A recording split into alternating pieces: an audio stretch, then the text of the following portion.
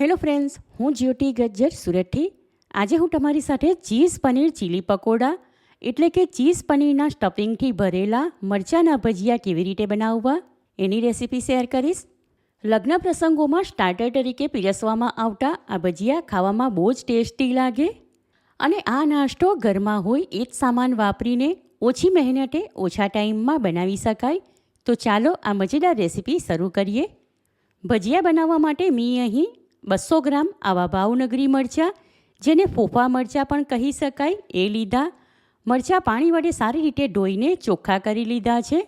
Stuffing માટે 4 cube Amul process cheese અને 100 ગ્રામ અમૂલ મલાઈ પનીર લીધું.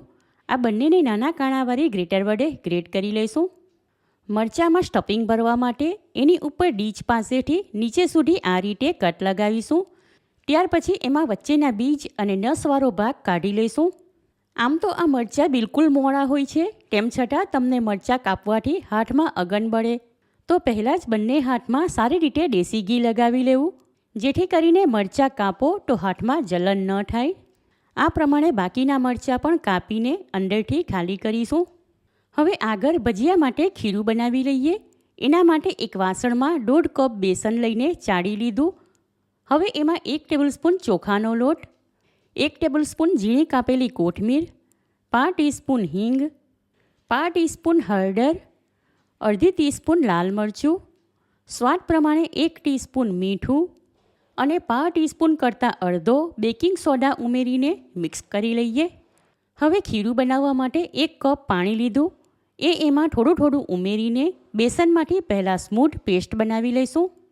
ત્યાર પછી જરૂર પ્રમાણે પાણી ઉમેરીને બટાકા વડા માટે જેવું ઘટ્ટ ખીરું બનાવીએ, બિલકુલ એવું જ આ ખીરું બનાવી લઈએ. ખીરું તૈયાર છે, તો હવે આગળ બાકીની તૈયારી કરીએ. ત્યાં સુધી હમણાં એને ઢાંકીને સાઈડમાં રાખીશું, એટલે સારી રીતે સેટ થઈ જાય. ખીરું બનાવવા માટે 1 કપ પાણી લીધું હતું, એમાંથી આશરે પા ભાગનું બચી ગયું. દરેક મરચાંમાંથી અંદરનો બીજવાળો ભાગ હટાવીને ખાલી કરી લીધા. મરચાંમાં ભરવાનું ફિલિંગ બનાવવા માટે ચીઝ અને પનીર ખમણી લીધા. સાથે મેં અહીં અડધો કપ જેટલા ફ્રેશ મકાઈના દાણા અને 5 કપ જેટલી ઝીણી કાપેલી કોથમીર લીધી. હવે એમાં 1 teaspoon red chilli flakes, 1 teaspoon વાટેલું સૂકું લસણ, 1 ટીસ્પૂન વાટેલા લીલા મરચાં અને 5 ટીસ્પૂન જેટલો કાળા મરીનો પાવડર ઉમેરીને બધું સારી રીતે મિક્સ કરીશું. સ્વાદ પ્રમાણે આમાં 5 ટીસ્પૂન મીઠું ઉમેરીને મિક્સ કરીશું. આમાં ચીઝ સોલ્ટેજ છે, તેમજ વાટેલા લીલા મરચાં અને સૂકું લસણમાં પણ મીઠું હોય છે, માટે એ પ્રમાણે નાખ્યું. માટે જરૂર હશે તો પછીથી ફિલિંગ ટેસ્ટ કરીને ઉમેરીશું.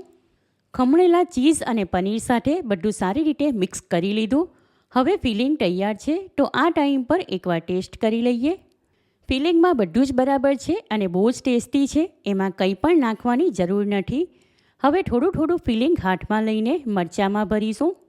મરચાંમાં ઉપર અને નીચે સુધી આંગળી વડે દબાવીને ફિલિંગ ભરીશું અને એના કાપેલા ભાગના બંને છેડા ભેગા થાય એટલું જ એમાં ફિલિંગ ભરીશું.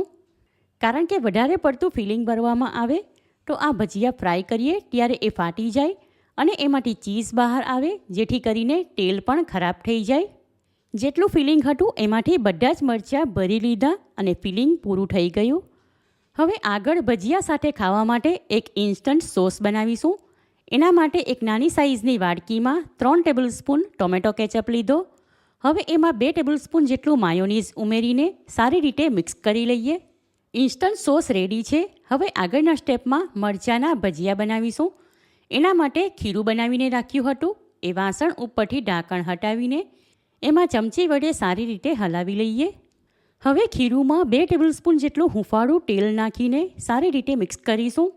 સાથે આ ટાઈમ પર ખીરુંની કન્સિસ્ટન્સી પણ એકવાર ચેક કરી લઈએ.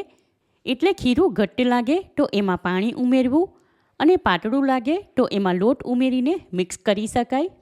ખીરું પરફેક્ટ છે, તો હવે એમાં ભરેલા મરચાં મૂકીને એના વડે કોટ કરીશું.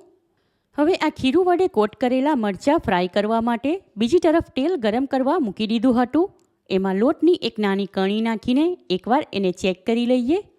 તેલનું તાપમાન બરાબર છે, તો હવે એક મરચું હાથમાં લઈને હળવેથી એમાં ફ્રાય કરવા મૂકીશું. એક બેચમાં જેટલા આવે એટલા જ મરચાં એકસાથે આમાં મૂકીશું, બાકીના પછીથી ફ્રાય કરીશું. ગેસ ફ્લેમ લો ટુ મીડિયમની વચ્ચે રાખીશું અને થોડી વારે મરચાંને ફેરવીને ગોલ્ડન કલરના ફ્રાય કરી લઈએ. આશરે 3 મિનિટ પછી આ ફર્સ્ટ બેચના ભજીયા ગોલ્ડન કલરના ફ્રાય થઈ ગયા. માટે એને જારી વડે તેલમાંથી લઈને આ ચાળણીમાં મૂકીશું. હવે આ જ પ્રમાણે બાકીના ભજીયા પણ બનાવી લઈએ. ગરમ ગરમ મરચાંના ભજીયા તૈયાર છે. એમાંથી એક લઈને વચ્ચેથી કાપીશું. તમે જોઈ શકો છો વચ્ચેથી આ ભજીયા ઘણા સરસ ફિલિંગના ભરેલા દેખાય છે. હવે આ ભજીયાની ઉપર ચાટ મસાલો સ્પ્રિંકલ કરીશું. ત્યાર પછી ગરમ ગરમ ભજીયા સર્વ કરીશું. ચીઝ પનીરથી ભરેલા સુપર ટેસ્ટી મરચાંના ભજીયા તૈયાર છે. વરસાદની મોસમમાં આવા ગરમા ગરમ ભરેલા મરચાંના ભજીયા સાથે ખાવા માટે કોથમીર ફુદીનાની લીલી ચટણી અને ઇન્સ્ટન્ટ સોસ, બસ આટલું જ હોય તો ખાવાની મજા પડી જાય. એકવાર તમે આ ચીઝ ચીલી પકોડા ઘરે બનાવશો તો ગેરંટી સાથે કહું કે ઘરમાં બધા જ વખાણ કરીને ખાશે. માટે આ રેસીપી તમે ચોક્કસ ટ્રાય કરો. રેસીપી પસંદ આવી હોય તો વિડીયોને લાઇક કરીને વધારેમાં વધારે શેર કરો.